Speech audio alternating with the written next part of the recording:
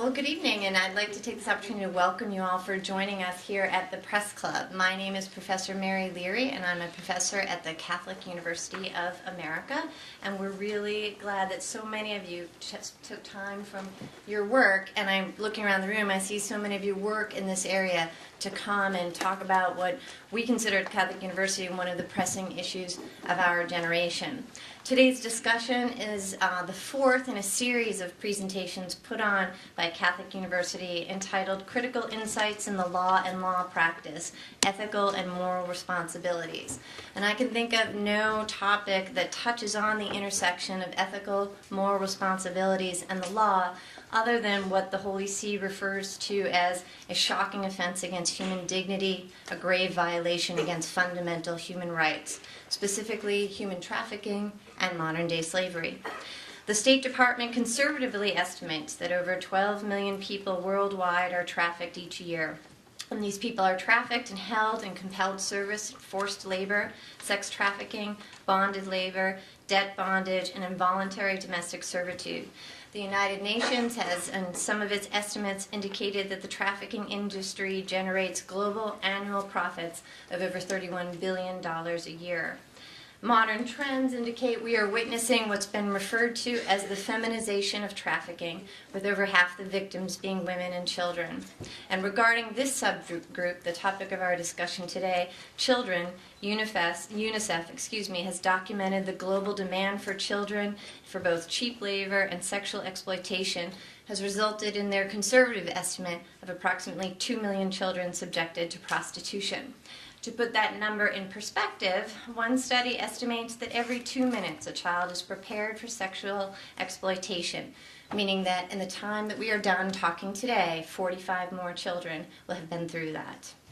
For decades, this has been a hidden or ignored problem. However, approximately 10 years ago, we saw the introduction of the Palermo Protocol, on passage here in the United States of the Trafficking Victims Protection Act. The Palermo Protocol was the first time an international instrument called for the criminalization of all forms of trafficking, as well as the first time that an instrument demanded specific responses by governments throughout the world in the areas of prevention, prosecution, and protection of victims. So it was approximately 10 years ago that there was this global two-pronged approach that required a frank look at the problem as well as a conscious move forward in policy. And it's that framework that we are approaching today's discussion. Today is intended to be a frank assessment of child trafficking and the role of the United States both in this problem and in the solution. And when we say the United States, we're speaking both as a society and as a government. Where are we as a society and a government making a positive impact? And where are we contributing to the problem of the slavery of children? And our hope is that from this candid examination, we'll be able to move the discussion forward so we can have productive goals as to how our nation can play an effective role in the future. Because as this year's trafficking report indicates, the United States is a source, transit, and destination country for trafficked children. And while these laws are a great improvement, as the State Department has indicated, quote, the vast majority of millions held in modern-day slavery have yet to benefit from any progress. With that in mind, I'd like to introduce our first speaker, and our format today will be an introduction to the speakers, their topic. We'll go throughout our panel, and then at the end, have time for commentary and discussion. And our first speaker needs no introduction. In May 2009, Ambassador Luis CdeBaca was appointed by President Obama to coordinate the United States government activities in the global fight against all forms of contemporary slavery. He serves as both a senior advisor to the Secretary of State and directs the State Department's Office to Monitor and Combat Trafficking in Persons. This office assesses the global trends, provides training and technical assistance, and advocates for an end to modern-day slavery. Prior to this, the ambassador served as counsel to the House Committee on the Judiciary, and his portfolio included a number of issues, but including modern-day slavery. And prior to that, at the Justice Department, the ambassador was one of the country's most decorated federal prosecutors, leading the investigation of cases involving human trafficking. He was honored with the Attorney General's Distinguished Service Award for his service as lead trial counsel in the largest slavery prosecution then in the United States history, which involved the enslavement of over 300 Vietnamese and Chinese workers in a garment factory in America Samoa. Additionally, he received the department's highest litigation honor, the Attorney General's John Marshall Award, and the Director's Award from the Executive Office of the United States Attorney. The ambassador is a chief coordinator for all American efforts to combat trafficking of human beings, and he'll comment on the current state of affairs, both in the United States and globally, as well as our ongoing efforts to contribute to the solution. So, Ambassador CdeBaca.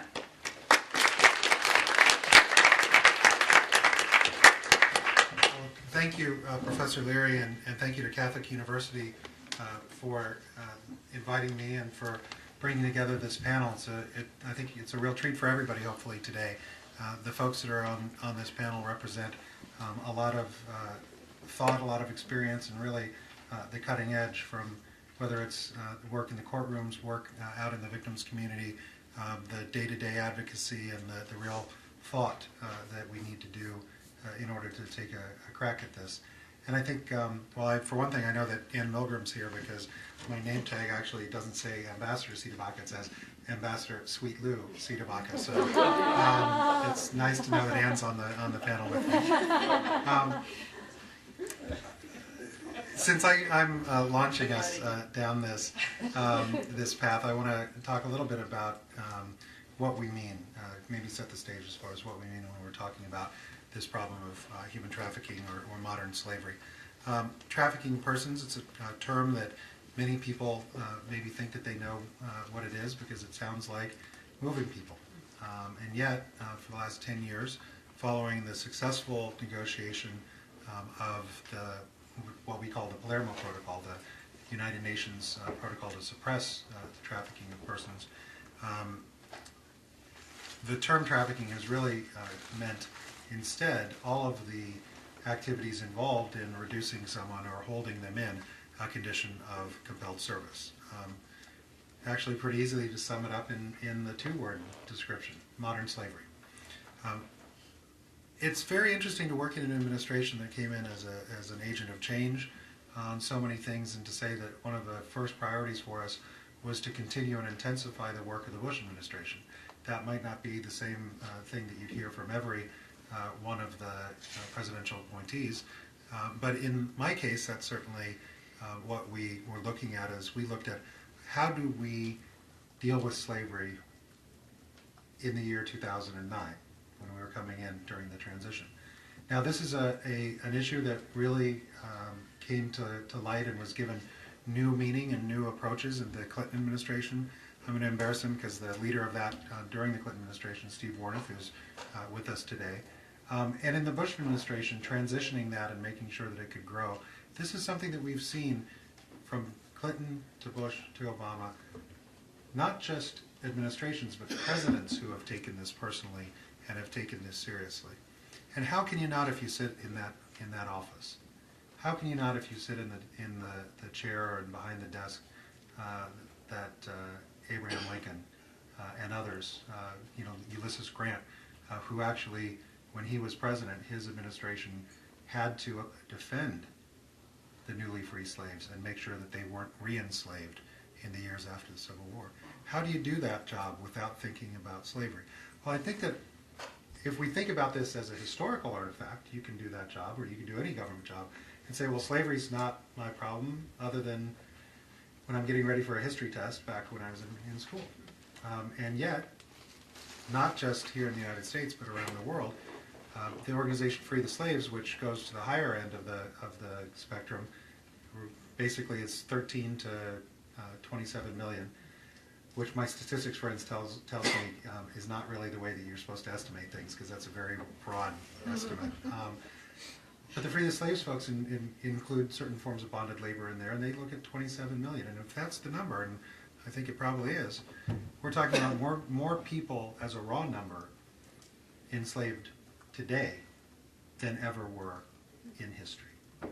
At a time when almost every country in the world has made chattel slavery illegal. We still have a couple of problems in West Africa with places where hereditary slavery is only now leaving the stage. But by and large, slavery, official, inherit them, own them, do what you want with them type of slavery, is a thing of the past. In writing the Northwest Ordinance, Thomas Jefferson, a man of many contradictions, a man who owned slaves himself, didn't just say there wouldn't be any slavery, he said there'd be no involuntary servitude, because he realized that if you took the government's approval of slavery away, but then people still used debt, bondage, violence, force, threats, etc., that you'd still have de facto slavery. And so what we're really looking at, that later, after the end of the Civil War, became the 13th Amendment, that says neither slavery nor involuntary servitude shall exist. Fast forward through the Nuremberg trials, through Article 4 of the Universal Declaration of Human Rights, through the Palermo Protocol, through Gaudium et Spes, when we look at Vatican II and what the Church was trying to do in the 1960s, that idea of both official ownership and unofficial slavery by threat, by force, by coercion, has basically said that if we are going to walk in the path of Abraham Lincoln, if we are going to walk in the path of those who wrestled with this issue historically in this country, we have to do that every day. We have to get up and say, how do we make the promise of emancipation? How do we make the promise of freedom a reality? I think we do it in no small part. Now, I'll talk very quickly about governmental responsibility. Governments are the ones who have to do a lot of this. An international law norm is something that can hurt a trafficker if it makes governments then go out and arrest them. But otherwise, if it's just a page in a book, unless you take the book and smack a trafficker with it, it's not going to affect that trafficker. What you have to do is have that page in the book, those norms, those international law agreements, the arrangements, the rights, everything else have to be executed by someone, and that's government.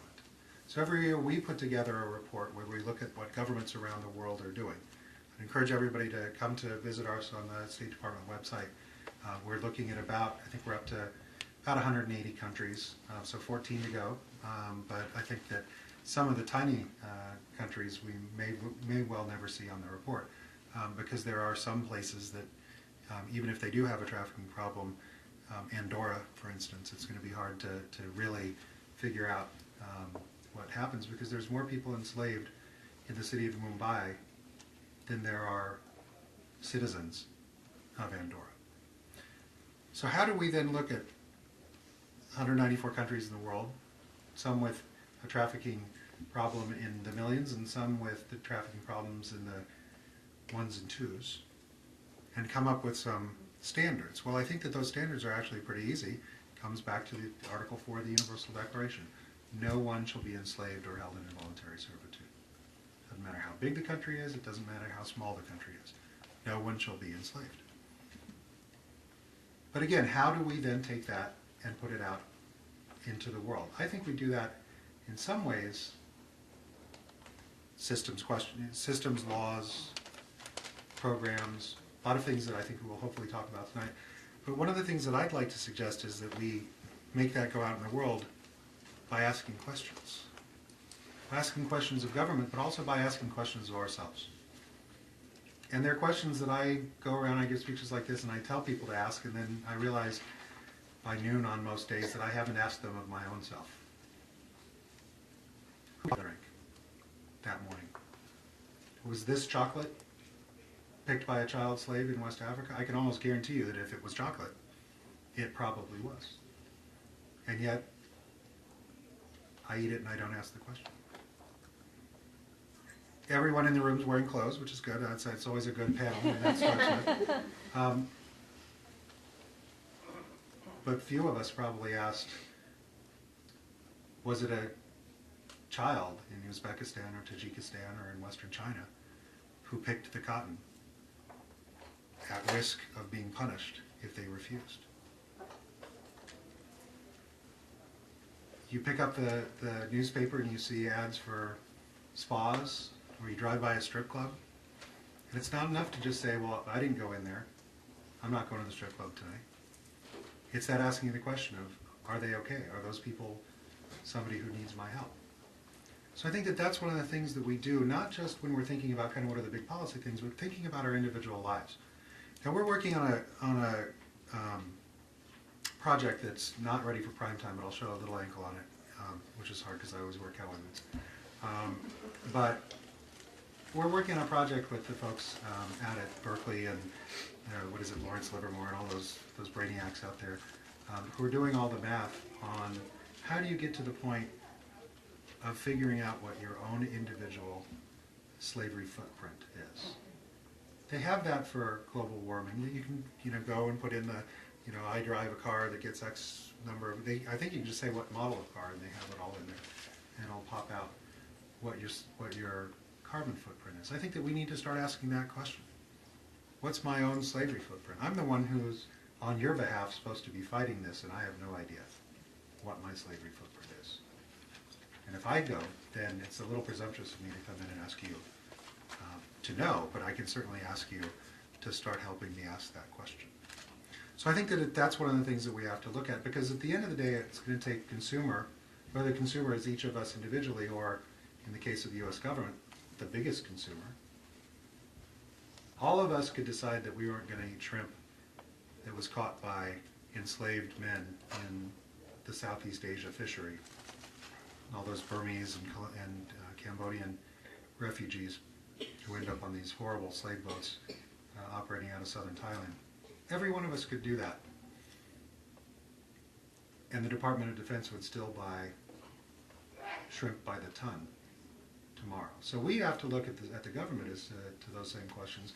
And we have to look at the demand that we in government are fueling. Because this is a crime that only works if there is a demand for it. If a trafficker doesn't see a demand for that thing, whether it's shrimp that's been harvested by enslaved people, whether it's cotton that's been picked by children, whether it's commercial sex, if there's not demand for it, the traffickers are not going to provide it. And that demand is not just us individually, it's us collectively. And in the case of governments, it's our procurement opportunities that we're looking at.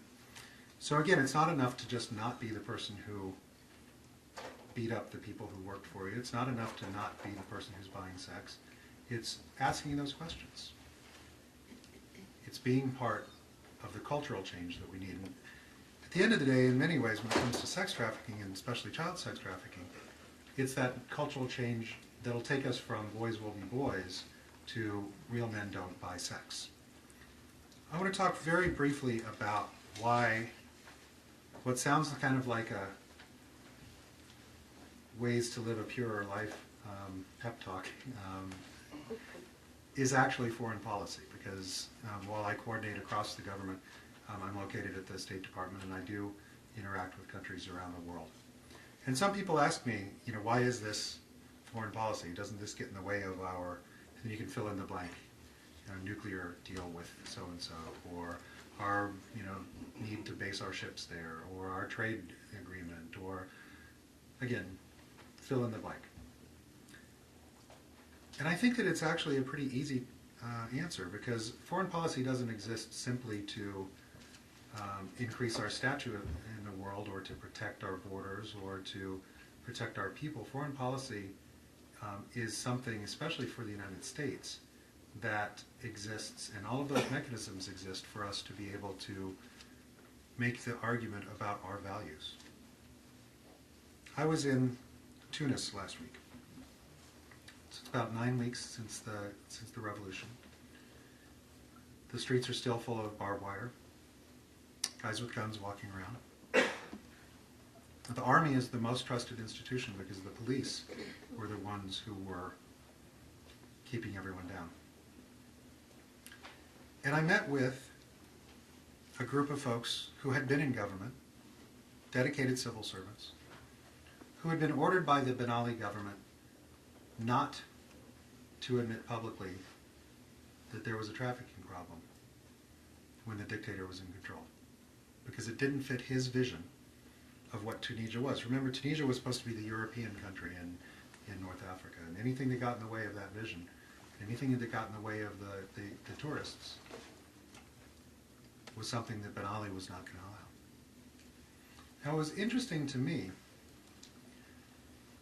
was to hear, and of course, it's a French-speaking country as well as Arabic. When people who within the last 2 months have been in the streets risking a bullet, sit at a conference table and actually say those words that we learned in history class of liberté, égalité, and fraternité, and they basically say, this is what we just fought for. They're not talking about 200 years ago, they're talking about their own lives. And the appreciation that they showed that I actually was there so quickly to help them, the surprise that they showed that the United States actually cared about Tunisian children. They convened what we later found out was one of the first interagency meetings that they had ever had in Tunisia. Getting the Ministry of Interior, the police, and the Women's Ministry to sit down at the same table to deal with the problem is not something that had occurred to the dictatorship. I said this the other day at the White House, and at least got the president to laugh at it, that I was exporting the interagency process to other countries, and that was a good thing. Any of you who worked in government know that that's maybe not the usually how it works. But it was so interesting to see the Tunisians basically saying, we know that we can make it if the United States is with us. If you are telling us that you care about the children in domestic service, the children in street begging, the children, both boys and girls, who are being enslaved as prostitutes in the tourist zones. For the United States to come in fresh on the heels of their own liberty and say, we care about your people. It's not we care about your counterterrorism, or we care about our economic relationship with you, or we care about our military or oil. We do care about all of those things, don't get me wrong. But when they heard us come in and say, we care about your children and we are going to do something to help you, I think that helps us on all of those other fronts. Countries not only act in their self-interest, they also act when they know that there are those who care about their people. And the United States has that reputation for a reason. I was at West Point last night talking to a group of cadets, both the kids will be in the Army, but also midshipmen and Air Force Academy folks who come in for a conference on gender and the law. And it occurred to me that some of the founding mythology, as it were, of this country, certainly of the U.S. military, comes from Stephen Decatur's expedition to Tunis and Libya in 1803, when he went into the shores of Tripoli on a daring mission to rescue American and Europeans who had been taken as slaves. That was one of the first things that this country did in the world as far as foreign policy. The first thing that we articulated as the basis of international law was that countries had to work against pirates and slavers. And going in last week, when people asked, why would you go to Tunisia to talk about slavery? Why does the United States care about Tunisian countries? Last night, talking to these kids, it really made me realize that the reason that we did that, the reason I do that, the reason that we're asking you to do that with us, is because at the end of the day, freeing the slaves, that's who we are. It's what we do. It's what being Americans about. I think I'm going to give it back over to you. Well, thank you very much, Ambassador, for those introductory comments. And we're going to now sort of turn to a second aspect of our program. Our next speaker is Anne Milgram, and is currently serving as a senior fellow at New York University Center on the Administration and Criminal Law. Her many duties include teaching human trafficking as well as writing the first textbook on the subject, which those of us who teach human trafficking are eagerly looking forward to. Prior to that academic appointment, Anne has a very rich history in working on these issues on both the state and federal levels. In fact, I think few have this kind of direct history. She has served as New Jersey's Attorney General from June 2007 to January 2010, where she headed the 9,000-person Department of Law and Public Safety. If that weren't enough, this role included not only supervising 8 divisions and multiple commissions and boards, but also the division of the New Jersey State Police and its 3,000 sworn members, as well as directing 21 New Jersey County prosecutors and approximately 30,000 state and local law enforcement officers. She has previously served as, in that position, she was appointed and served at the U.S. Attorney General's Executive Working Group on Criminal Justice and as a co-chair for the National Association of Attorneys Generals on Criminal Law Commission. But prior to that, from January 2001 to May 2005, Anne served as a federal prosecutor in the criminal section of the United States Department of Justice Civil Rights Division, prosecuting complex international sex trafficking, forced labor, domestic servitude, and human trafficking cases. In 2004, she was promoted to become the lead federal prosecutor for the country in human trafficking crimes. Anne was awarded the Department of Justice Special Commendation for Outstanding Service and the United States Department of Justice Director's Award. She's a graduate of Rutgers College and received her Master's of Philosophy from the University of Cambridge and her law degree from New York University School of Law. She's now going to speak with us about some of the points that the ambassador made, but sort of talking about what happens here on the ground when these children are coming into the United States or within the United States being trafficked, and what are some of the obstacles and what are some of the helpful tools about our legal system. So, Anne? Good afternoon, everyone. It's a great pleasure to be here with you today. What I want to thank Professor Leary and Catholic University as well for sponsoring this tremendous event.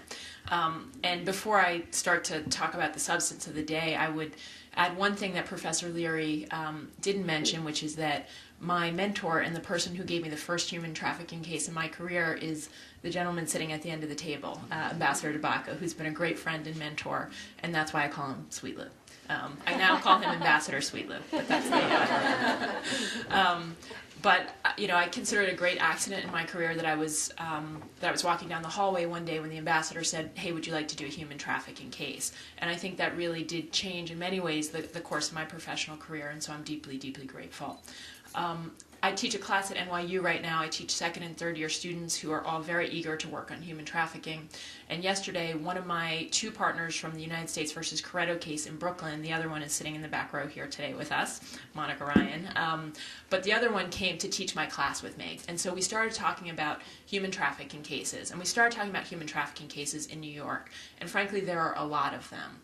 And the woman who was speaking in the class, the head of civil rights in Brooklyn, Pam Chen, said she started talking about a case that she's been handling with child trafficking victims, child sex trafficking victims.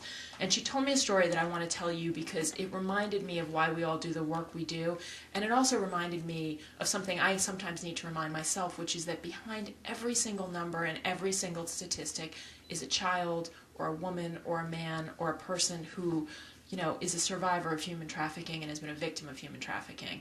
And we all talk in numbers, and we have to because it's the way we do policy work, but it's so important to remember that there are human lives behind every single story we're talking about. So in this particular instance, it was a child who was 14, 15 years old, who was forced into prostitution in New York City. And in the evidence, the agents raid the house, they do a search warrant, they get all the evidence out, and they found a series of notebooks. And they thought originally that the notebooks belonged to the pimps, to the traffickers. What they found out as they started going through them is that they were actually the kids' notebooks from school.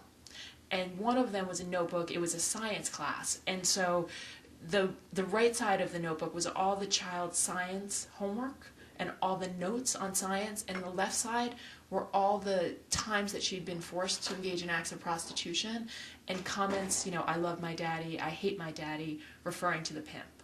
And to me, it was one of those moments that really makes you stop and think about this is human trafficking, right? The victims are children who are basically in class during the day, going to science class, doing their science homework, and at the same time probably doing their science homework at the same time that they're being forced into prostitution and keeping track of that for their trafficker. And so to me, it's such an important conversation, and I'm about to give you a lot of numbers and a lot of statistics, but I'll come back to this at the end. We've got to remember that each and every single one of these cases, statistics, the millions and millions or thousands are children and people behind this. I spend a lot of my time focused on criminal prosecutions. I did criminal prosecutions with the ambassador at the Department of Justice.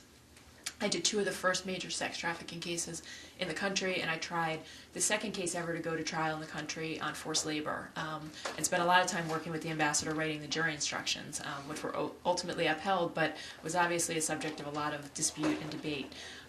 And so the law, and most of you probably know the law, but I'm going to run through a couple pieces of it pretty quickly, because I think we can't talk about children without talking about how the law treats children. In the area of sex trafficking, the law basically is broken into 2 different areas. The first area is if someone is knowingly compelled through force, fraud, or coercion to engage in a commercial sex act, meaning that someone is either, and force, fraud, or coercion is very broad. Before the TVPA, the Trafficking Victims Protection Act in 2000, it was pretty narrow. It was actual force or threats of physical restraint or actual physical restraint or threat that someone would be deported. After 2000, it includes all the types of things that modern-day traffickers use, all the subtle forms of coercion. So it could be holding someone's children against their will. It could be a threat of financial harm back home. It could be a combination of things, taking someone's plane ticket back home, taking someone's documents, forcing someone not to be able to leave a house, or being really limiting their ability to move. And then, of course, it's all the things we commonly think about: rape, torture, and beatings. But it can be any combination now in the world we live in, and it's so important that the law recognizes that, because that's how traffickers operate. And so the first category of sex trafficking is force, fraud, or coercion. And again, it's this broad sort of scheme that I've just laid out for you. The second category, which I'm going to talk a little bit more about, is anyone who basically knowingly has someone who's under the age of 18 committing commercial sex acts. Right? So let me break that down for you. What it basically means is every single woman or child who is out on the streets today, engaged in acts of prostitution, which commercial sex act is any money being exchanged, that is a victim of human trafficking under United States law today. And keep in mind also, and I'll add the statistic, which I think probably most of the people in this room are familiar with, most people who end up engaging in prostitution do so between the ages of 12 and 14. So if you put those 2 facts together, what you should then be concluding is that just about everyone you see walking down the street as a prostitute was probably someone who was at a minimum under the age of 18, forced into prostitution in the way the law sees it, and is a victim of sex trafficking.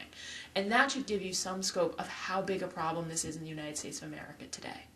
It should also give you some, and we'll talk about this in a minute, in terms of state laws and why I think the states are having a hard time enforcing these laws. It'll give you a sense, I think, of some of the challenges that we're today, but also why this is so important. So that's sex trafficking. Forced labor is obviously compelling someone. The ambassador gave a great definition: compelling someone to engage in labor or services, and really, through any of the variety of means that I talked about: psychological, physical, coercion, and doing so in a way that overcomes their will, right? Basically forcing someone to engage in any type of work or services that is forced. And it could be a threat against them. Importantly, it could also be a threat against someone else. So again, the law is really broad. So the question, I think, is really, what have we done with the law in the United States? The one point I would make is that not every victim is an international victim, and one of, I think, the biggest mistakes people make about trafficking is thinking that everyone who's here is from other countries. The other important piece is that it has nothing to do with smuggling, right? It's not about whether you've crossed borders, whether you've crossed state borders, or you've crossed country borders. And so these, I think, are really important things to keep in mind when we talk about what's happening with the cases. The lead agency in the country remains the Department of Justice and the U.S. Attorney's offices. But what's startling to me, I just looked at the numbers today, and they're doing a great job. It's the unit that the ambassador and I came out of, and they've been working since the law was passed at the end of 2000. But what's that? The years 2000 and 2009. And just think for a minute and juxtapose that number against the numbers that the ambassador was giving you about how many people are being trafficked. 14,000 to 17,000 per year into the U.S., and we're talking about a number over a decade, 43, with the estimate for defendants is about 650 defendants. So I believe in the work. I believe the work is good. I know how hard and how complicated these cases are. I mean, Monica and I worked for over a year on Querétaro, which was an 8-defendant case, and probably 50 women who were victimized from Mexico. And it took an incredible amount of time. We were 3 prosecutors and about 5 agents who were on that case. So no one knows better than I do how hard it is and how much time it takes. But all that being said, we need to be asking the question of why we're not doing more cases, even at the federal level. At the state level, the states, there was a model law that was drafted by Ambassador CdeBaca when he was in the department. Not every state has a trafficking law, but many do now. I think there are 5 states that don't have laws right now on labor trafficking. I can go through them later if you want. And there's 8 or 9 that don't have laws on sex trafficking. Many of the states do have laws, but there are a couple problems with the states. And again, I was Attorney General, and so we did a couple trafficking cases, and so I speak from experience. First of all, if I was looking for a trafficking case, if I wanted to know what was happening on a street corner, say Camden, New Jersey or Trenton, New Jersey, who would I call? Would I call the FBI? Truthfully, I think the FBI is fabulous, but the first call I would make is to the local PD, right? The people who know in any street corner what is happening the best in the entire United States of America are the local cops who police it. And yet, this is an area where the local cops are not the ones who are doing the cases, and they're not finding the cases. And there's an incredible disconnect here. In New York City, where I am now, the NGOs have hundreds, thousands of victims that they've treated over the past decade, and the New York Police Department, in terms of local cases, they've done about 5 or 6. At most, maybe they've done 10. Right? And so start thinking about the number of victims who are coming through versus the number of cases that are being made. One of the huge issues, and this we can talk about later if you want during the Q&A period, one of the huge issues is that what are local cops doing generally?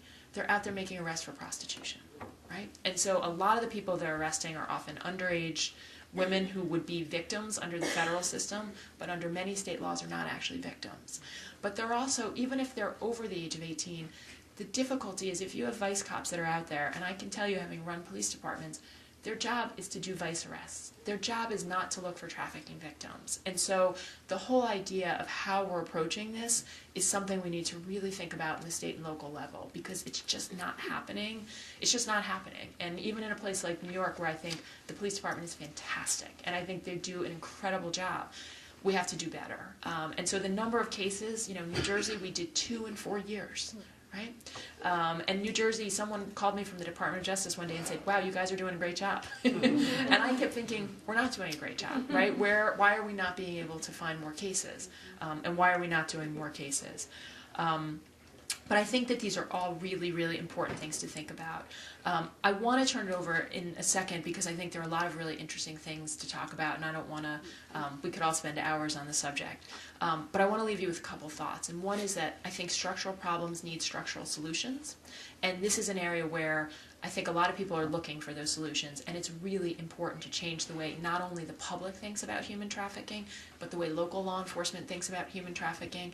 We have to look critically at some of the state laws and whether or not we're actually working across purposes. We have to look at how these things are being deployed. But I want to sort of close on one other piece about why I think the government efforts are so important and why I think we've made incredible progress. And so, I'm criticizing a little bit because I think we could do more, but there's been a tremendous amount of progress that's been made in the past decade. And I'm going to tell a quick story about Ambassador CdeBaca's office before he was the ambassador, which is the case that Monica and I worked on, United States versus Querétaro, complicated sex trafficking case, much like all the sex trafficking cases you guys are probably familiar with.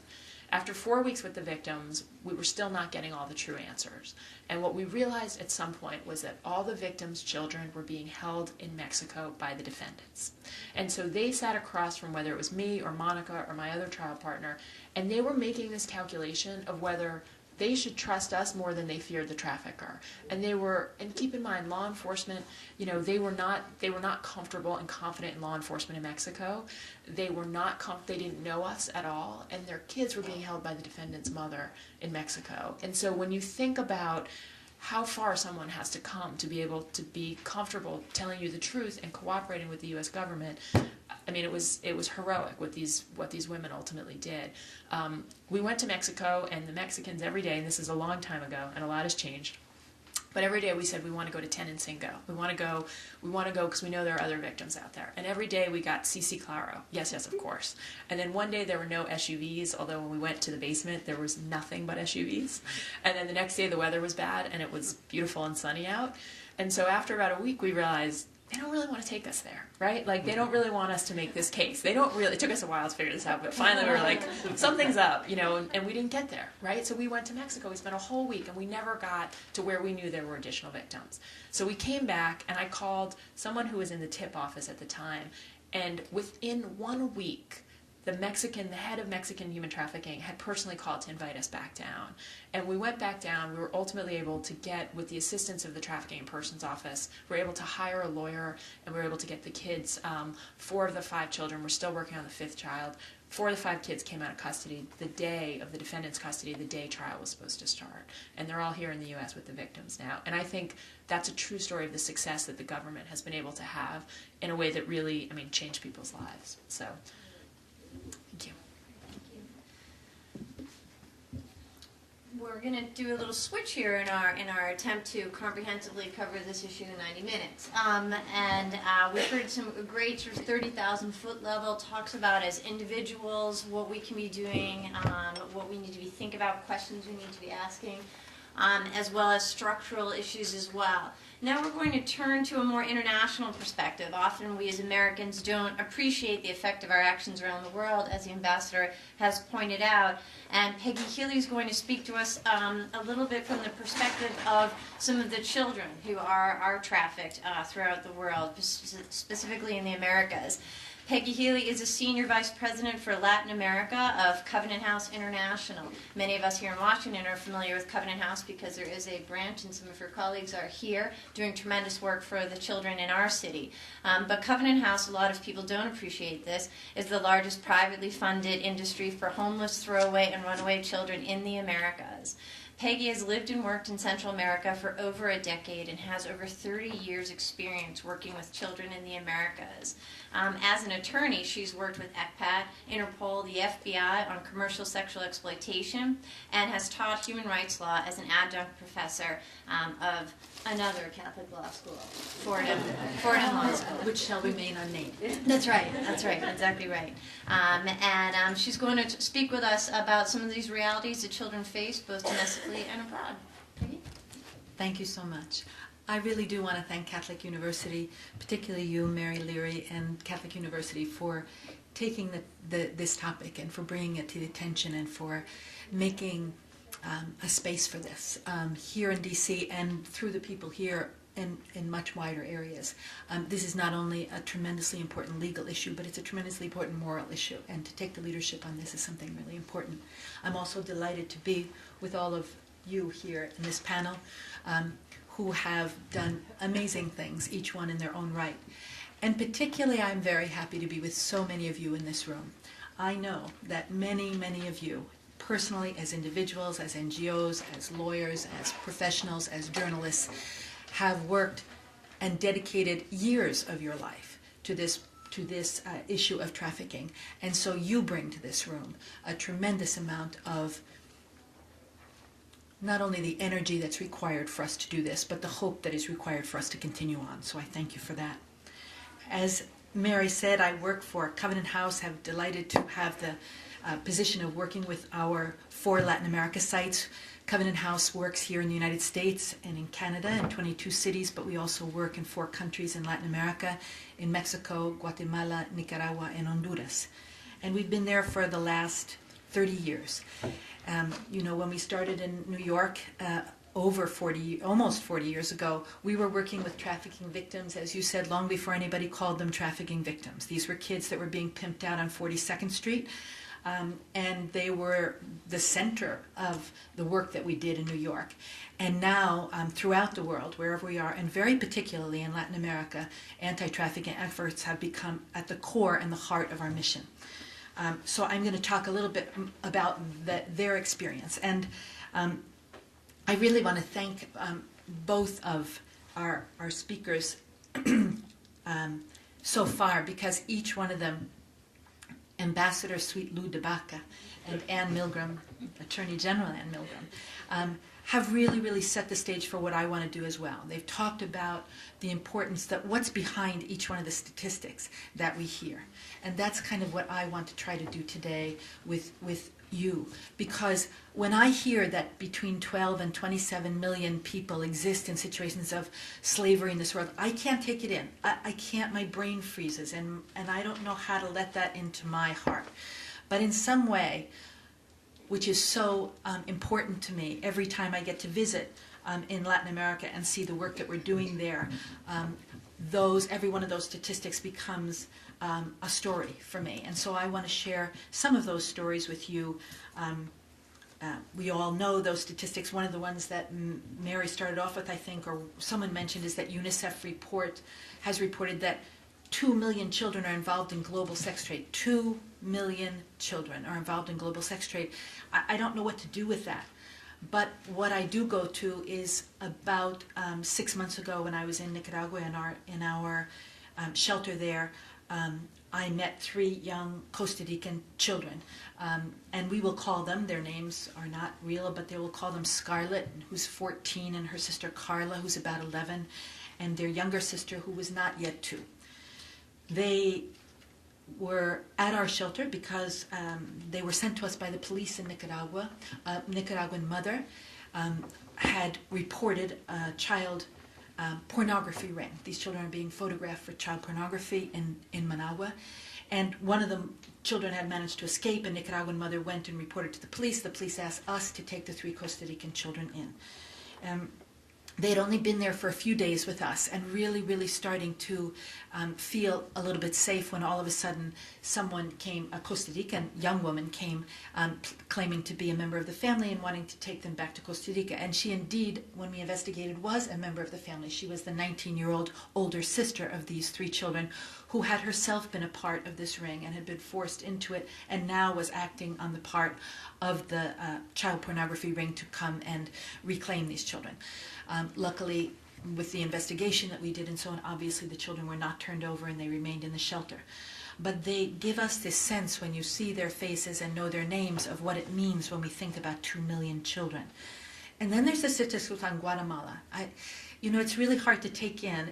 Guatemala has, the newest statistic on Guatemala is that there are 49% of the children in that country suffer chronic malnutrition. That's half of the children in a country suffer chronic malnutrition. That's really, really hard to take in.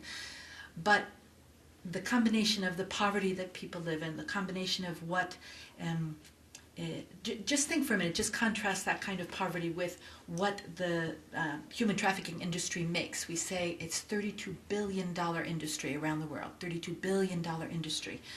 And what we're beginning to know about it, and there was an excellent conference on this morning at the Woodrow Wilson Center, is that these traffickers, whether they're narco traffickers or human traffickers, are moving down from Mexico into Central America in a way that's really, really dramatic now. And now many of the narco traffickers are moving into human trafficking as something that's a little bit safer for them and less kind of in the spotlight than narco trafficking has been, at least in Central America. So all these statistics, you put them together and they come together in a young woman who just last week came to our safe house in Guatemala that's just been reopened in Guatemala, our safe house for trafficked girls, a young woman named Fernanda, 17 years old. She just arrived at our place after a 7-hour ride from the northern part of the country in the department of Huehuetenango with the police. She had been kidnapped by narco traffickers in this case, but then she was kidnapped and used for rape and for sexual exploitation. She finally managed to escape from there and found her way to the police. The judge who knew of our services sent her to us, and she came to us without her 1.5-year-old son. She had to leave very quickly. A mom like many of us are, a mom who has dreams for her child, Luis, a mom who wants that child to be successful in life, and yet she's lived in a life of incredible poverty. That statistics about malnourishment, when she came to for the last few days, I was just talking to our national director. And every day when they sit her down for a meal, right, she's never had 3 full meals in her life, her whole life, never. So she sits down every day to eat, and she can't eat it all. She's just overwhelmed by the amount of food in front of her. She's never seen that much. And so she just can't eat it all. But she always tells us, I can't do it, but save it, please, and make sure you don't throw it out. She couldn't bear to have it wasted. But the fact is that this is the reality that we face. In time, of course, with good nutrition and time, she will be able to change in this. But this is where the statistics come together in a terrible kind of, I don't know how to say it, a combination that produces the horror of what we're looking at, not just obviously in Central America, but all over the world. I had no idea. We have so many statistics about how global now international trafficking has become, but I had no idea until last year when I arrived at our Nicaragua shelter, and there were 2 Cambodian girls that had just been sent to our shelter in Managua, Nicaragua. They had been picked up coming over the border from Costa Rica. They were unaccompanied minors. The immigration police picked them up officials picked them up in Nicaragua and sent them to us. And when I arrived, they had just been there for a day. You can only imagine. Of course, no one in Managua spoke their language from Cambodia, and of course they did not speak Spanish. And yet somehow, the beautiful part of it is that somehow they were managing to communicate in some way that this was a place where these girls were safe, where things were going to be okay. And between the little English they spoke and the lawyers, our lawyers group there that worked with them, they tried to pull together the story of what had happened to these young girls, but they were very reticent to speak, extremely frightened. And sadly enough, they left us after about, I would say only a week, probably. I was away when that finally happened. And later, the police told us it was suspected that their very pimp had sent these 2 girls to our shelter to be able to recruit other young boys or girls into the trafficking ring. And happily enough, that didn't happen to our children, but sadly enough, can you imagine what must have happened to those 2 girls who went back and did not do what they were sent to do, if that was the case? These are the levels of agony. I think in Spanish they say, no tiene nombre, it doesn't have a name, this kind of tragedy. There aren't words to express it, nor do I have the words to express it, only to try to share with you some of the faces and names of these young children. And if we move to Honduras, just want to make this connection between migration, for example, and trafficking. There are thousands of people, men, women, and children, running through Central America, most of them running north, right? Coming up to us, coming up to the promised land of the United States for whatever reason. Most of them for economic reasons, looking for a new life. Some of those, now just listen to this statistic. 3,500 unaccompanied children leave Honduras every year, okay? So that's 3,500 children walk out of that country across the border into Guatemala every single year for, as I say, multiple reasons. If they aren't trafficked when they're going, if they haven't been actually sent across borders by traffickers, they often are trafficked by the time they get to Guatemala, and certainly by Mexico or beyond that. Mexico picks up these kids who are illegal aliens now in Mexico, puts them on a bus in Tapachula, Mexico, which is down at the bottom of Mexico, every week, and sends between 20 and 30 Honduran children back to Honduras. All right? When they get to Honduras, before we got to the border last year, we just started a project on this, when they got to the border, the Ministry of the Family was there supposedly to receive them in a bus, which they did. But they brought them to San Pedro Sula, about 6 hours away, and then the children were let go without anybody knowing who the adults were that were picking them up, what had happened to them, what had gone on. For the last year, we've been now interviewing, at least we have 6 hours on that bus ride, and we've been interviewing these kids to try to find out what they need, what happened, what went wrong, what were they doing. And, it's, as I say, if they didn't start off trafficked, many of them got that way on the way up, whether that was selling their bodies, selling their labor, selling whatever they needed to do to get where they needed to go. These statistics behind every one of them have a story which is just literally heartbreaking. The last story I'll tell you is a story of because in the Americas, when we talk about trafficking in the Americas, we're not just talking about trafficking in Mexico or in Central America. We're obviously talking about trafficking in this country, which Anne and the ambassador have touched on. And the reality is that in every one of our shelters across this country, we also have received and taken care of and welcomed in the best way we can victims of trafficking in the United States. You know, just think of this statistic. I just read this yesterday. The Super Bowl, okay, for this year in the Super Bowl, the Dallas police expected that there would be between 50,000 and 100,000 either children or adults coming to be prostitutes during that event. That's just mind-blowing to me, that one of our most major events that everybody organizes parties around and so on has this other dark side. And there's lots more statistics about the United States, but when I think of the United States, I think of a young woman who was abandoned from the Midwest, abandoned by her mom, moved between, foster houses, actually entered the army and left, and finally ended up in our shelter with our wonderful staff of people here in Washington, D.C., who do amazing work. I can say that they do amazing work all over the world because I don't do it. I get to go and visit and to see and be inspired, but I'm telling you that the staff, like many of your staffs around this world and in this country, do the most extraordinary work, the most dedicated work that really keeps people alive and gives them new possibilities.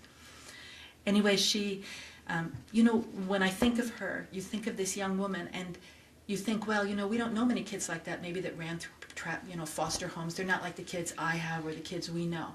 But the fact of the matter is that they're just like in many ways. She can't live without a cell phone. She gels her hair. She's like the kids in Guatemala and Mexico and Honduras who ask me about Lady Gaga, who I happen to know about. But then they ask me about the Vampire Twilight series that I had to learn completely about because I have no idea who they were. But I'm telling you that all over the world, you begin to see, and those aren't the best connections, but you begin to see that there are these unbelievable, she had a favorite lotion that she used, a favorite lipstick color. These are the common human elements that bind us around this world. These are people just like us, just like our children, just like our neighbors. And the fact of the matter is that the more we learn that, and I really thank you, Lou, for this sense of, asking ourselves, do we see what's going on around us? I ask myself all the time, and yet I have the privilege and the opportunity to meet many of these remarkable people. So I'm going to finish quickly, but I wouldn't be a good storyteller unless I finished my stories. Okay, so I'm going to tell you 3 stories, ending of those stories. In Costa Rica, the 3 young women who I met there are now safely returned to Costa Rica. They're in with an organization. They're not with their family, with an organization who's taking good care of them. And just this week, we have a staff worker who's going from Nicaragua to where they are to visit, find out how they are, they were very sad to leave them go, and so they're following up with these kids.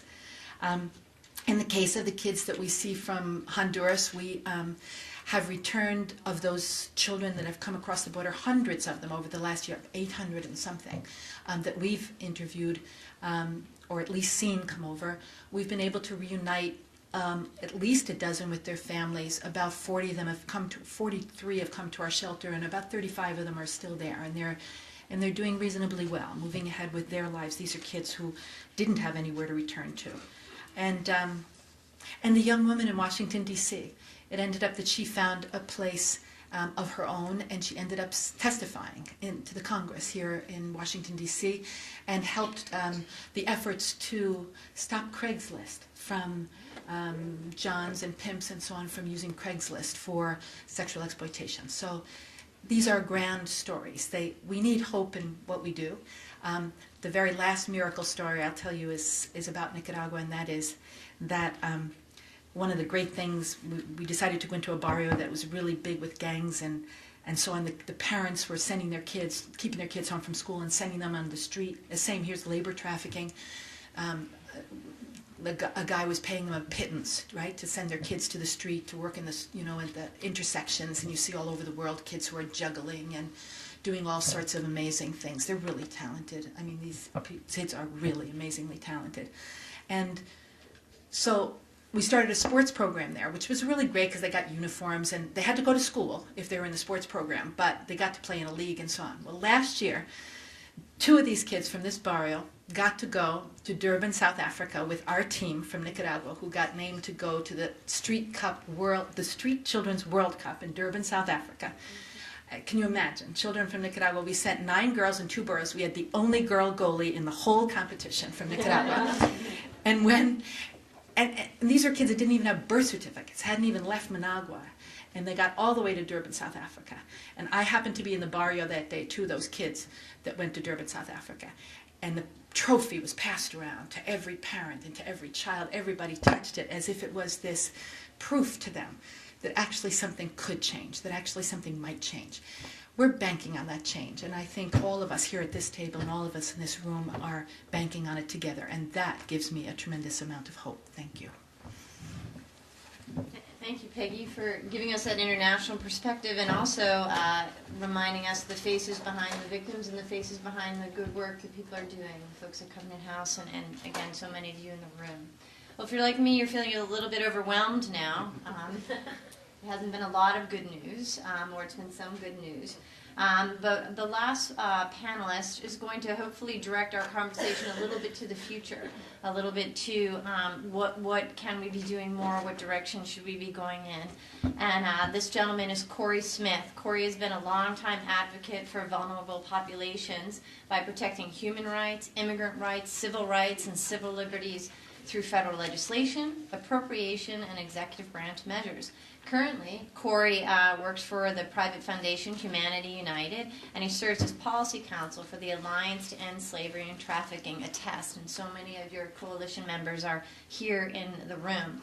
ATTEST is a diverse alliance of U.S.-based human rights organizations acting in unity to end modern-day slavery, human trafficking, both here and abroad.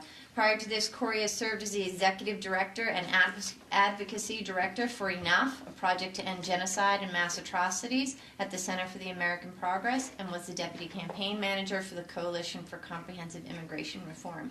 I could go on and on, but time is short. So, Corey, I'll turn it over to you. Well, thank you very much, and thank you to Catholic University and to Professor Leary and for others that were involved in organizing this event. Really appreciate your hard work. Also, my members on the panel. It's very nice to be on this panel with you. And to you in the audience, thanks for taking the time to come out and for the work you do on a daily basis. Really, really appreciate the work you do. I'm going to talk a little bit about the future. I don't know if I'm going to be quite as optimistic in some ways, and I'll get to that in a second. But as I was preparing for this, I was going to talk more about some of the work that's being done on the reauthorization of the Trafficking Victim Protection Act, which is up for reauthorization, as most of you know, this year. But given the current hot debate on the budget that is ongoing, I wanted to talk a little bit about funding, because I think if you care about law, if you care about trafficking, if you care about trafficking children, you have to care about the budget and funding. And I think all the details that are currently going on, putting that aside, I think the bottom line is we're talking around $35–40 billion at least. That number is of the size where it's going to inflict pain across the board. There's going to be a lot of challenges on the funding for programs and agencies in the future. And I think what we have to do as a community, as advocates, is to knuckle down and be prepared to play defense and to work very hard to do that. I've been a little concerned over the last couple of months as I've seen other communities and campaigns seem to acquiesce and feel too discouraged and to kind of, I think, decide that it's too much and too difficult. I think that would be, of course, a self-fulfilling prophecy. And I think if, when we talk about the issues of enforcement or victim service providers, we need to care about the funding. And I think a couple things also to think about, that if you do work on the funding and when we do clear this current issue up with the CR, the continuing resolution, and when they move to FY12 for the funding for next year, that process is going to happen very quickly. So not only are we going to be playing defense, but they're going to be moving in a collapsed timeline. And so I think it's important to raise your awareness about this, because I don't want folks to be caught flat-footed. Things are going to move very quickly out of the subcommittee, full committee, and there will also be an environment of a lot of cuts. And I think that's just something really, really important to mention. I think that, when we work, and most of my work has been with the Alliance to End Slavery and Trafficking, as was mentioned, but around, I think, 80 or 90 groups have joined, and we've all worked together to protect and to expand federal funding. Another big picture tip that I think is important is that next year it's going to be more important than ever, well actually this year, but looking towards funding for next year, to go to the executive branch early and often, to go to the White House early and often. You need to go and you need to get in there. And if your priorities in the funding to fight trafficking, to provide services, is not included in the President's budget request, honestly, good luck. I think it's going to be very, very difficult, especially if you're looking for new funding or additional funding. If you're looking for any kind of increases, you need to make much more of a focused outreach to the White House and to agencies. It's extremely important. I think that, when you look at, I think of some of our speakers and some of the talk they've had, looking at law enforcement, for example, when we look at the Human Trafficking Prosecution Unit at Department of Justice, they've had a 600% increase in their caseload. We have worked, along with all of you in the room, to increase, I think, from like FY09, from $3.5 million for that office to $5.3 million. That's a nice increase, but let's face it, that's still not nearly enough money. I think for GTIP, we need to work hard for the money, for the administration, for the grants program, to reference some of the provisions that ATTEST is proposing in the reauthorization. For example, we are working for authorization for a rapid response fund, for an emergency contingency fund for GTIP. An example why that is needed: last year Haiti happened. There was a real need in Haiti. GTIP only had its existing budget, its staff, its capacity. We were able to do that, and it actually worked, I think, well and very quickly through attaching funding to the emergency supplemental. It was an emergency bill outside the regular appropriations order for Afghanistan, but Haiti was also added because of the exigent circumstances. But relying on emergency spending bills outside of the regular order is no way to run a railroad. We need to have a constant, sustained source of authorized funding, and I want to emphasize that for everything that we work on, because there's a lot of talk this year about earmarks. We work on things that are only authorized, that are programmatic, that are competitive, that are peer-reviewed. We do not seek earmarks in any way or form, never have, never will. So I want to make sure that's known. Another thing, for example, related to the funding, in our proposal, a test proposal for next year, or for the reauthorization this year, is also for an emergency fund on the domestic side, for things like legal services, medical care. We've had the Global Horizons case this year, 400 victims, survivors. I've heard it said that if another case like that happened, there would be an inability to deal with it. Imagine if you were in a state, I think you mentioned at one point like 4 cases, and if you suddenly had 400 cases. The capacity and the need is absolutely essential. And I think that if you care about the TVPA, the reauthorizations, individual bills that you're trying to put through, you have to care about funding. I've seen this in advocacy communities where there's a really, really, really good focus, and you should absolutely be commended for passing legislation. That's a huge, huge hurdle. But then folks move on to the next fight, and I understand that's the nature of the way things go. But the reality is, why would you work so hard to get something authorized and not to have it funded? And you have to work for funding year after year after year. Also, implementation. I think implementation is very, very important. You have to have oversight. You have to make sure things are executed. You have to make sure that folks' feet are being kept to the fire to make sure things are implemented. I think that's another area where I kind of look at the 3 legs of the stool, where too often I think there's time spent on legislation, but not on appropriations, not on implementation.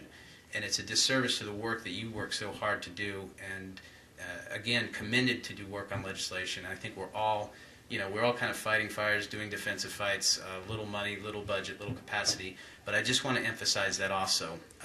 The other thing I would just add, and I want to close because I want to leave time for questions, but on the implementation side, I think one thing that's very important to think about in your work is training. I see this time and time and time again, whether it's the Immigration's Customs Enforcement, whether it's local law enforcement, FBI, Customs Border Patrol. We have embarked on a program with a test of oversight and implementation, and our primary focus and the principal focus in the last 2 years has been training. I can't say enough about how important that is, and how often I hear stories of law enforcement that come across victims that don't realize they're victims, or they don't know what to do. it's absolutely essential. I think it's something that everybody should focus on. And we have done it in a variety of ways, whether it's working with agencies or looking to get report language attached for example, immigrations and customs enforcement, everything from working with ICE on the worksite enforcement guidelines to look for trafficking victims. Some of these programs, they have 2 weeks of training, but not 1 minute of 1 hour of 1 day is spent to teach how to identify victims, what to do when they find victims. So I also just wanted to mention that as well. And I think at that I'll close because I want to leave plenty of time for questions. Thank you so much for it. Before we open it up to the floor, our patient, all law degrees up here, nobody interrupted anybody once. I'd like that to be noted. Lots of law degrees. If any of our panelists felt they had something that they wanted to comment on that they heard from another panelist before we go to questions, there's a lot out there. Ambassador?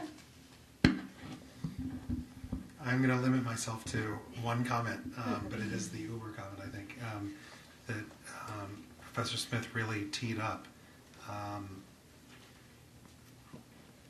Over the last 10 years, not just at GTIP, but in the trafficking office, the victim care that HHS does, the victim care that the Department of Justice funds, the folks over at the Civil Rights Division, all of that combined, the money that we have spent at a time when, again, Clinton, Bush, and Obama administrations have all said this is a priority. Priority that's received attention from the presidents themselves. We've spent, and I think you probably have better figures than I do at the top of my head, Professor, but one of the things that sticks in my mind is that we've spent less than what we spent in the last 3 weeks in the drug war here in the United States. And I think that is one of the things that we have to look at. You have to hold us accountable in the administration. We have to make budget choices. We make budget choices based on what the White House, what our agencies are hearing from Congress, on what we're hearing from the American people. One of the only things that went up 3 or 4 weeks ago when the House passed the budget that had $61 billion in cuts was $30 million extra for child sex abuse investigations, not child trafficking, because the trafficking community wasn't in there getting that done.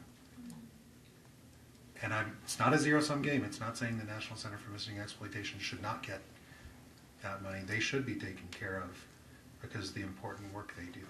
The people who are working against child abuse across the board need to be protected. But that community was in there with an amendment on the floor of the House.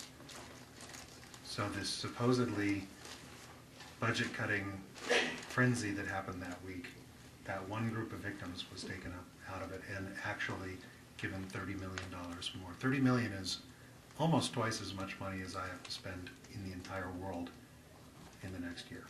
So, we're talking about a situation where right now we've been doing this through leadership, we've been doing this through structures, we've been doing this by leveraging the interagency process, we've been doing this because all y'all not only have your, whatever the core mission was, but we've got NGOs that had been helping immigrants that now are also helping immigrants who are trafficked. NGOs that were helping battered women who are now helping battered women who are trafficked.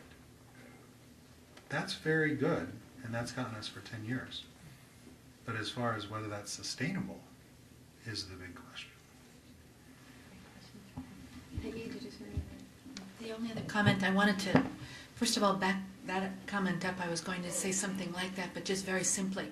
The GTIP funding, for example, that GTIP does to organizations around the world, I'm sure many of you here also benefit from this. But I just want to tell you that if we didn't have, for example, in Covenant House, if we did not have the GTIP funding that we have from the Department of State, we simply would have to close some of the parts of our program, if not all of our program. The fact that we could open in Guatemala, the trafficking place we have right now, reopen, is because we have GTIP funding.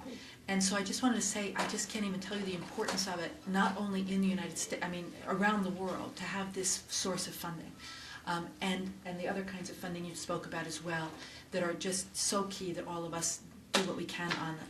And the other was just on the question of foreign policy. When you talked about it's our foreign policy and the way that we're doing this. I just want to say that in Central America, every time I visit, or often when I visit our sites, I visit the American embassies there. I lived in Central America from 1975 on.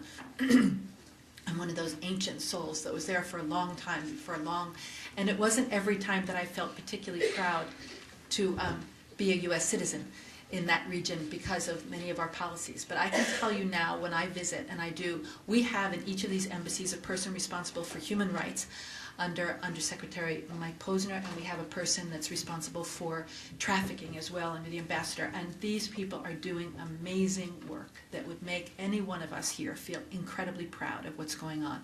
I just wanted to say that because I think it makes a huge difference within the countries where we work. And it also made a great difference that we were willing to include the United States in the GTIP report this year. For many countries around the world, the fact that we included ourselves in this report is a huge step forward and a huge, a difficult step for us here, a risky step here, and yet I think one that has really proven to be amazing. So. All right, you've been very patient. Lots of law degrees out here, no doubt, and been very patient.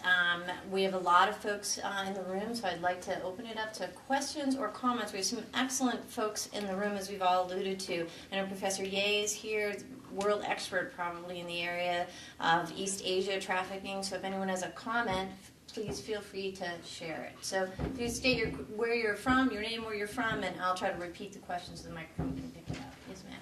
My name is Rachel Oswald. I'm a member of the community group DC Stop Modern Slavery. My question is for Ambassador CdeBaca. You mentioned earlier efforts to figure out what your slavery footprint is. That's something we've talked about before, but I mean my group has talked about before, but it's always been impeded by these very opaque business models where you've got products being made in all corners of the globe that don't share, where their products come, what natural resources they're using, and the labor practices. So I think this is a great initiative, I really do, but I'm wondering how what people at Livermore and Berkeley are thinking to bring transparency to these very private, transnational business systems. Okay, so how we can look at our slavery footprint and bring transparency to the process, Ambassador? Well, it's a work in progress. I look at Allison Friedman, who works in my office, has a photograph of the chalkboard where they've done some of the equations, and wow, I got no idea what any of that is. All these symbols that I never knew even existed. But equations are only as good as the inputs, and I think you're right that's really the challenge at this point. What we're hoping is, there's a few things that we can start together, and there's the notion of what's identified in the annual Trafficking in Persons report. That's one good place. Kind of divided by what's in the Department of Labor's lists of particular goods from particular countries that are made through child or forced labor. Multiplied by what we're hopefully going to be starting to see now that you have the California Transparency in Supply Chains Act. This is actually just a revolutionary thing, and I can't brag enough about the person who's really was the driving force on it in California when she was with an NGO before she came to the TIP office, Allison Friedman, who we're lucky enough to have in our office now. But the California, the only bill that Arnold Schwarzenegger signed into law over the objection of the California Chamber of Commerce was this bill. And what it does is it basically says that every company that does business in California that has over a certain threshold of revenue, and it's big, there's I can't remember the exact number, I think it's 100 million. That's about 4,500 companies. There are very few companies in the world that do more than $100 million of business who don't somehow do business in California. If California was a country, it would be in the G20, and at times it would be in the G8. California is a big deal. So we actually think that by having to put out what is their policy on looking at modern slavery within their supply chain in order to have a business license in California, that those companies will start to give us that other data set. It's not just going to be the standoff guessing or anecdotal evidence about we think this is happening. We're going to be able to look that much more closely. Now, it's just it hasn't gone into effect yet, so it sounds great for the moment. We'll probably have to have another conference in a few years and see whether the way that it's being implemented is there. But I think it's a huge first step, and hopefully it then provides the key information, whatever those squiggles on the chalkboard end up meaning. Because at the end of the day, all of these efforts have to be able to get you, me, and all of us together that information so that we can know what to buy and what not to buy. Yes, ma'am. Right here, ma'am. Mm-hmm. I'm Sandy Ye from Taiwan. I'm doing my visiting fellowship at Brookings. I just like to recognize the contribution of GTIP in the past few years while Taiwan is struggling through how to define human trafficking as we are the destination country, and some those countries too because of the globalization. And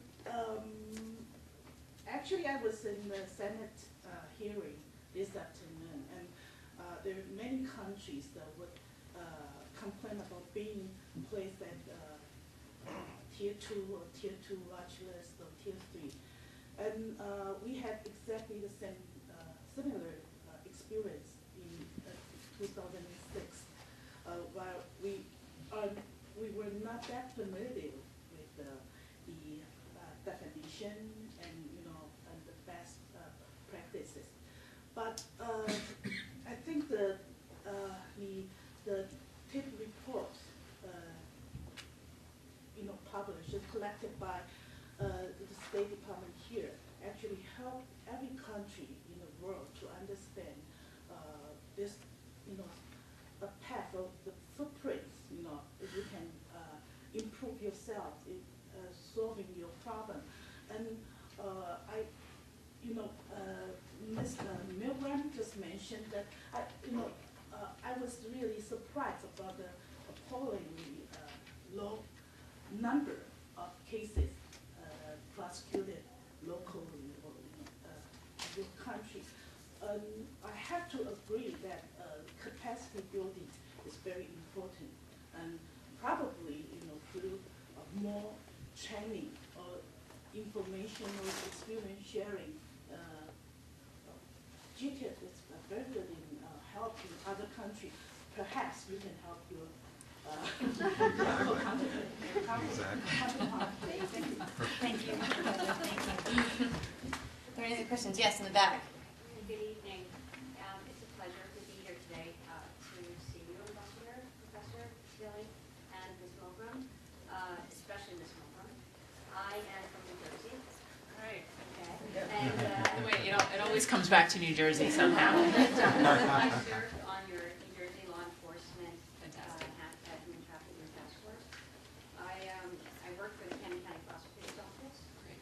Okay, so I was a sergeant with the Major Crimes Unit, left there January 1st after 22 years of service, and took a great position with the International Justice Mission. Currently, I do investigative work and security operational work for Latin America. The countries that I oversee is Guatemala,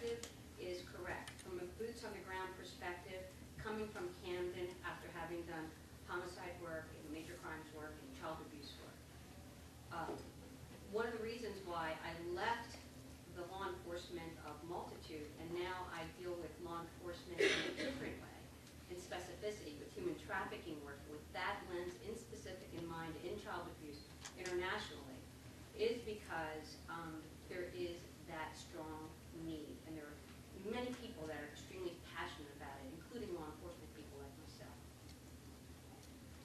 One of the concerns, because I'm all about problem solving, solutions is very important. We can talk about problems all day long. Talking about solutions is a different thing. Law enforcement is counterintuitive when it comes to human trafficking, especially from the local level. So you're absolutely right. And the training is not there for that counterintuition. I've been on jobs, I've been on scenes where police officers will look at prostitutes as prostitutes, lock them up, disorderly offenses. They don't look at the signs, this scared sign, the deer in the headlight sign, the scenario of someone other than a female at the front door of that brothel, you know, having no control of money, that sort of thing. I can go on and on. So the training is extremely important from the domestic level, extremely important on the international level too, especially for the poorer countries because they don't have the resources like we do. And we can be very creative with training if we don't have the money here in the United States, and that's another conversation. But yes, I think local police are counterintuitive. So what happens is from the local end, they rely on the federal end to provide answers. But I've been with federal agents out there on the street. They too are counterintuitive. Okay, so there's something missing. There's the dots are not being connected. The other thing that I see on a domestic level is the fact that there's a lack of understanding of cultural barriers, and there's a linguistic barrier concern too. Okay, so that has to be addressed. And then one of the big things that I saw in New Jersey that I found very strange that it was not addressed. So 2 cases was very strange for me. And there's so much out there. It's just not being addressed because, you know, if you don't know what you're looking for, you're not going to see it, right? So what I see is 10 years ago when you would drive down the road in New Jersey and perhaps other states, you would see a lot of farm fields filled with men working the farms, right?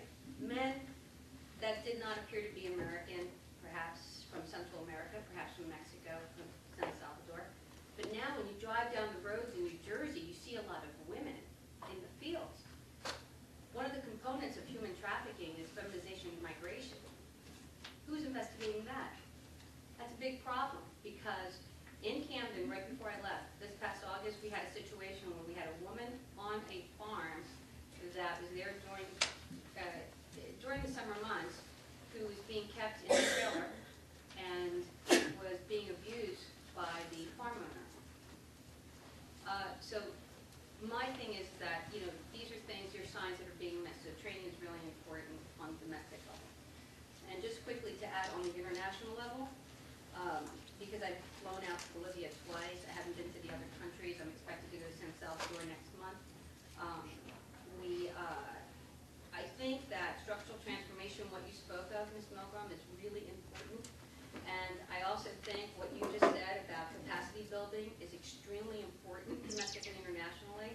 And I think that the Tier 3 countries and the Tier 2 countries are relying on people like us and NGOs, primarily NGOs, to create that magic for them. And so it's a big task, but internationally, the laws have not caught up to the crime.